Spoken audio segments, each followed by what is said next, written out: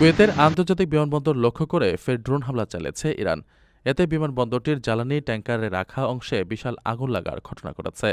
বুধবার সকালে এ তথ্য জানায় কুয়েতি কর্তৃপক্ষ। কুয়েতের এই সাম্প্রতিক হামলাটি কোনো বিচ্ছিন্ন ঘটনা নয়। গত এক সপ্তাহের হামলায় বিমানবন্দরে যে বিশাল অগ্নিকাণ্ডের সূত্রপাত হয়েছিল তা পুরোপুরি নিয়ন্ত্রণে আনতে ফায়ার সার্ভিস ও সংশ্লিষ্টদের টানা ৫৮ ঘণ্টা নিরলস কাজ করতে হয়েছিল।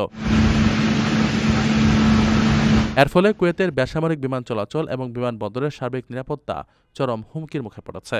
দেশটির বেসামরিক বিমান চলাচল কর্তৃপক্ষের মুখপাত্র আবদুল্লাহ আল রাজি বলেছেন, কুয়েতের আন্তর্জাতিক বিমানবন্দরে ইরান ও তাদের সমর্থিত সশস্ত্র গোষ্ঠী নির্লজ্জ ড্রোন হামলা চালিয়েছে।